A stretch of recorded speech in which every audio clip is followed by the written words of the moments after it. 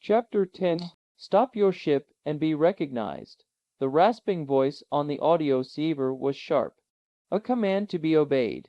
Tom turned away from the control board and looked at Strong, who was already reaching for the ship's intercom. Full braking rocket thrust, Astro, he yelled into the microphone, and make it quick, or we'll all be blasted into protons. Tom and the captain gripped their chairs tightly as the ship bucked against the deceleration force of the powerful braking rockets. Gradually, the freighter Dog Star slowed and came to a dead stop in space. "Hey!" yelled Astro over the intercom from the power deck. "What's going on up there?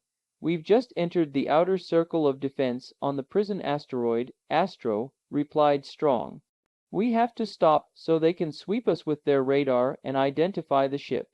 "But I sent them a message in Solar Guard code that we were coming," interjected Roger, who was listening from the radar bridge.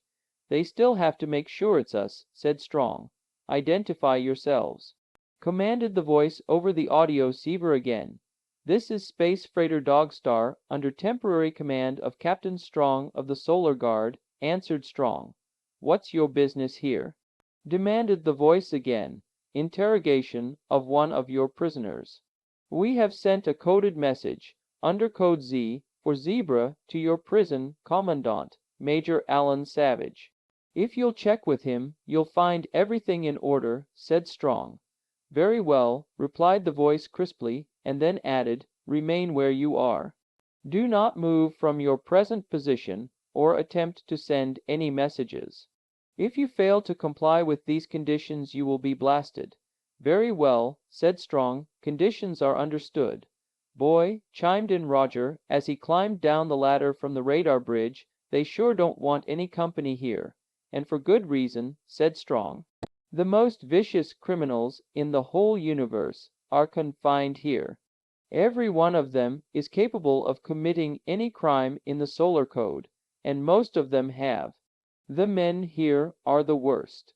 They have refused psychotherapeutic readjustment to make them into new men. But I thought they had to go through it, sir," said Tom. "No," replied Strong. "Even criminals have certain rights in our society. They can either remain criminals and stay here, or be psychoadjusted and given new personalities.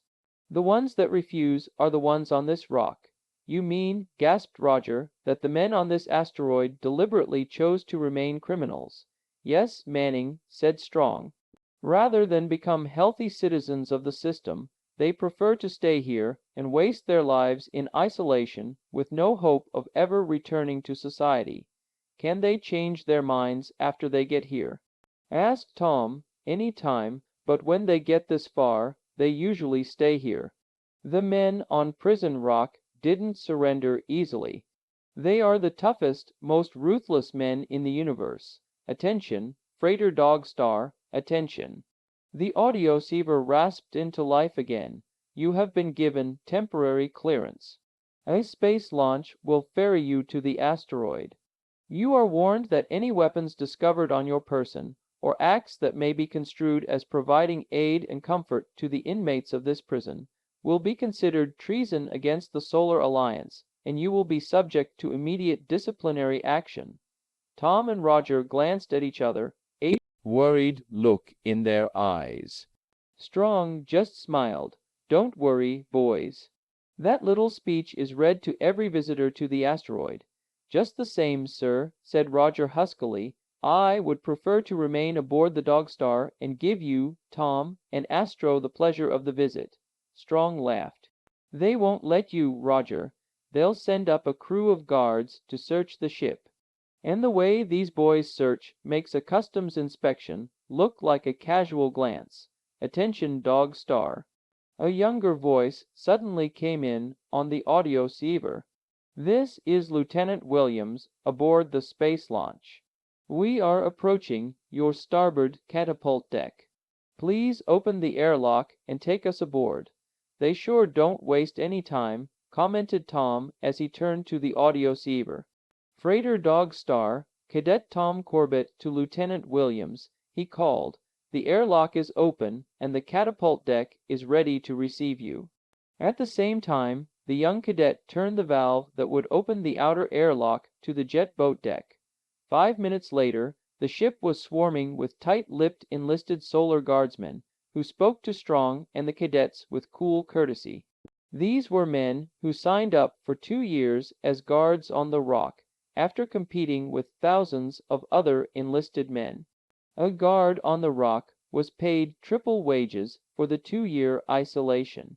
But more than anything else, the right to wear the bright white patch with a paralo ray gun in the center, denoting their service as guards on the Rock, was prestige envied even by commissioned officers of the Solar Guard. After what Tom thought to be the most thorough search he had ever seen was over, Lieutenant Williams reported to the control deck, where Strong and the cadets had been politely but firmly detained. He informed them that they were now ready to blast off to the Rock, adding that a more detailed search of the area between the ship's outer and inner hulls would be conducted after they had gone. "You mean," said Tom, amazed, "that you actually searched the 4 inches between the 2 hulls. What in the universe could we possibly hide in there?" "I don't know, Corbett," replied Williams. "We've never found anything there." He turned to Strong and smiled. "But there's always a first time, isn't there, sir?" "Yes, of course," agreed Strong. "You do a thorough job, Williams, very good indeed." "Thank you, sir," said Williams. "You know, we've heard about you and the Polaris unit here on the Rock." He turned to Tom, Roger, and Astro. "We have a stereo of that Mercury ball game you played at the Academy when you were Earthwormers." "What?" cried Tom. "You mean that game was recorded?" "It sure was," said Williams, "but we've seen it at least 50 times. "Well, blast my jets," said Astro in amazement. The game was one that the cadets had played when they first entered the Academy. It had done much to unify the boys into a fighting team. An enlisted sergeant suddenly appeared, snapping to attention in front of Lieutenant Williams, ready to blast off. "Sir," he said. "Very well," said Williams, then turned to Strong and the cadets. "Follow me, please." In a few moments the space launch was blasting away from the freighter and heading for a tiny planetoid in the distance. As they drew near, Strong and the cadets peered out of the ports to get a view of the prison, but were disappointed when Williams ordered the ports covered. He smiled apologetically at Strong and explained, "All approaches are secret, sir. We can't allow anyone to see where our defenses are located. You fellows certainly believe in keeping prisoners in and visitors out," commented Strong. "Anyone interested in coming to the Rock, sir," said Williams, "is under natural suspicion." The 3 cadets gulped, duly impressed with the severity of the prison routine. Soon they felt the unmistakable jar and bump of the small space vessel touching the surface of the planetoid. The jets cut out suddenly, and Williams stood up. "Please follow me. Do not speak to anyone, and do not stop walking. Keep your hands in front of you and maintain a distance of 10 feet between you and the man in front of you." He walked through the open hatch, where a hard-faced enlisted guardsman stood rigidly, holding a paralo ray gun at the ready. With a quick nod to the cadets, Strong followed Williams through the hatch. At 10-foot intervals they followed him out of the hatch, with Tom bringing up the rear and the enlisted guardsman behind him. As Tom stepped out onto the surface of the asteroid, he wasn't quite sure what he expected to see, but he certainly wasn't ready for the sight that greeted his eyes. As far as he could see, there was grass, spotted with small one-story buildings. To the left was a single towering structure built of Titan crystal, and on top of it was the largest atomic blaster he had ever seen. He turned to ask the guardsman about the gun, but was motioned ahead with a curt, "No questions." "Keep walking." Tom continued to walk. He noticed that they were heading for the tower. As he drew nearer, he could see men walking around a narrow catwalk at the top. They all carried paralo ray rifles with miniature grids mounted on the barrel. Inside the rifle was a tiny radar direction finder. It was a simple but effective control against escaping prisoners. Each of the inmates of the Rock wore small metal discs, welded to a thin chain around their waists.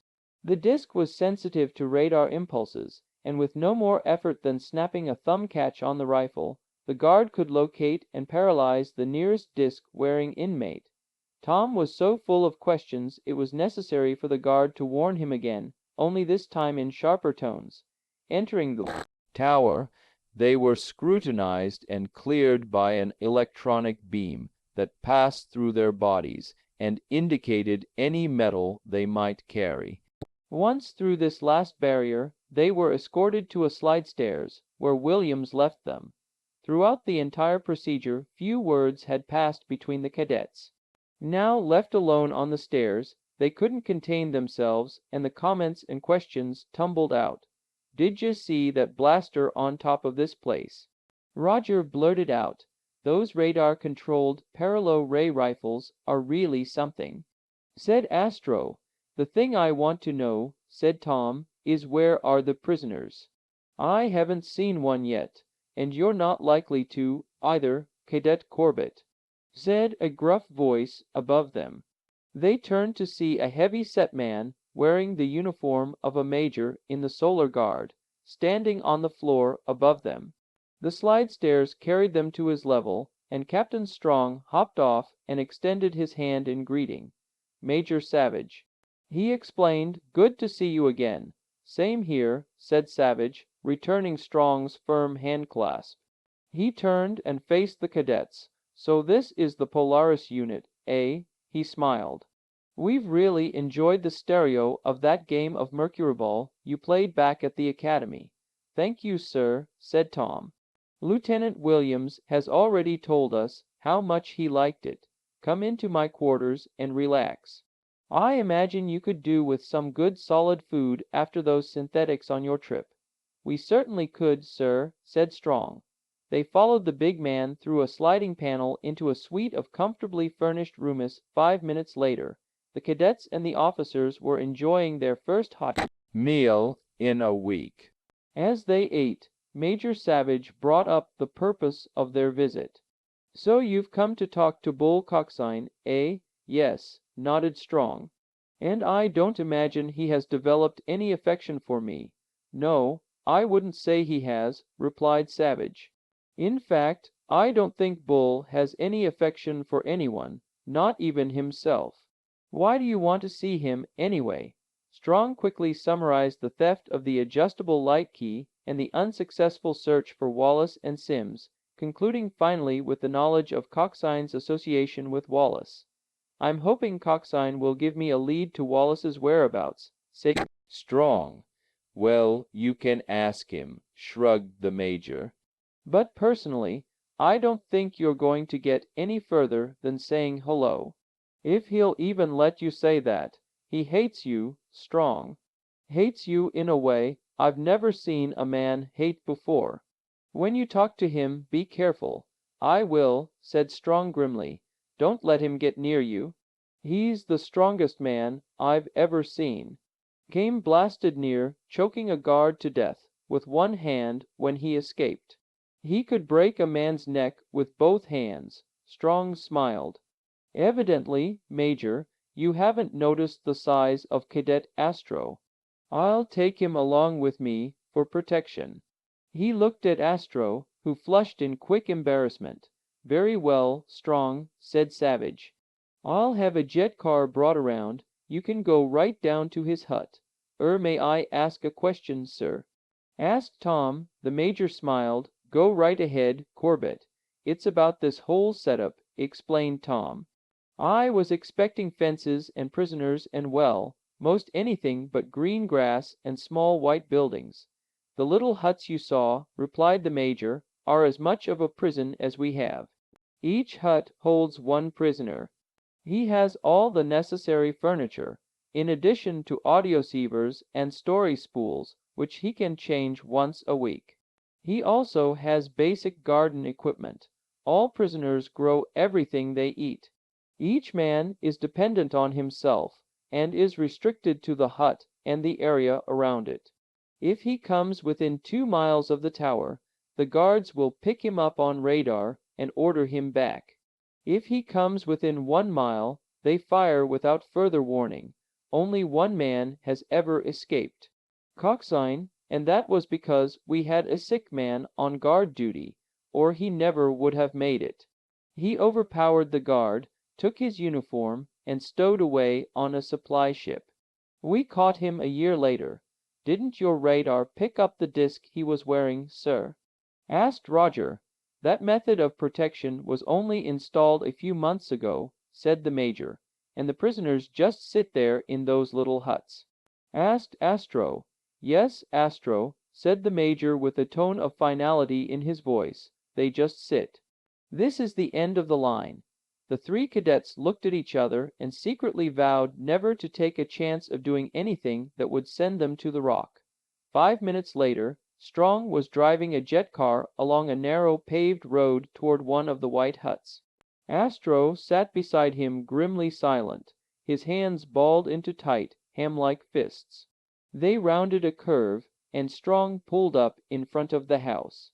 As they climbed out of the car, they could see the trim neat lanes of the little garden, with carefully printed signs on each row indicating what was growing. They started for the house, and then stopped short. Bull Coxine stood in the doorway, watching them. Dressed in the snow-white coverall of the prison garb, Coxine faced them squarely, his thick trunk-like legs spread wide apart. He was a giant of a man with long, heavily muscled arms that dangled from a huge pair of shoulders. His jet black hair was a tangled, unkempt mass, and his face was scarred and lined. Eyes blazing with unconcealed hatred, he waited for Captain Strong to make the first move. "Hello, Bull," said Strong quietly. "I'd like to talk to you." "Oh, you would, huh?" Coxine spat, and his lips twisted in a mocking grin. "What's the matter? Afraid to talk to me alone?" He indicated Astro. "Did you have to bring one of your space cadets for protection?" "Listen, Bull," urged Strong, "I was your friend once. I turned you in because you were a mutineer, and I was an officer of the Solar Guard. I'd do the same to this cadet if he tried what you did."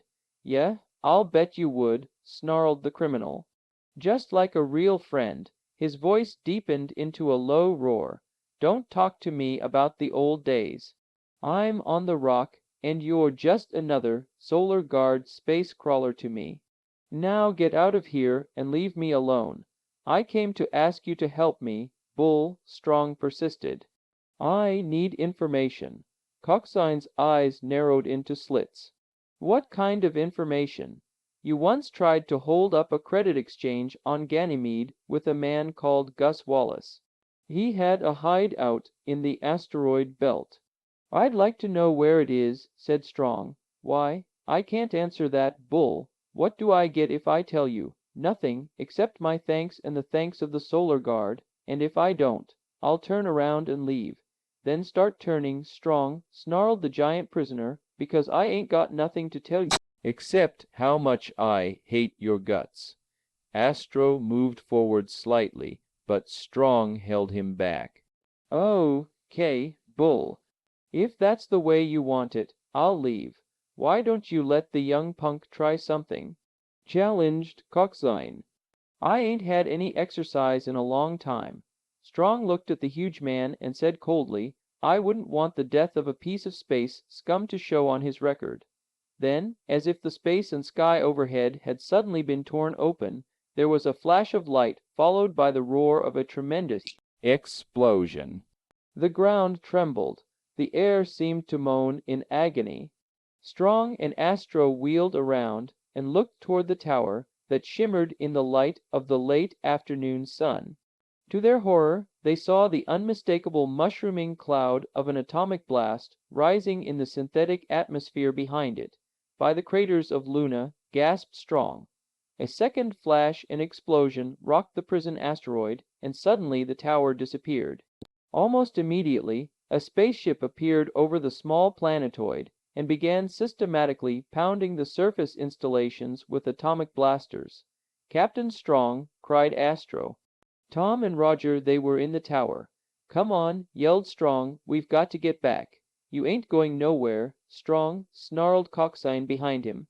"I've been waiting a long time for this." He suddenly struck the Solar Guard officer with a heavy rock, and Strong slumped to the ground unconscious. Before Astro could move, coxswain smashed him to the ground with a blow on the back of the neck. They both lay deathly still. Then, as the atomic bombardment of the penal asteroid continued, the giant space criminal jumped into the jet car and sped away,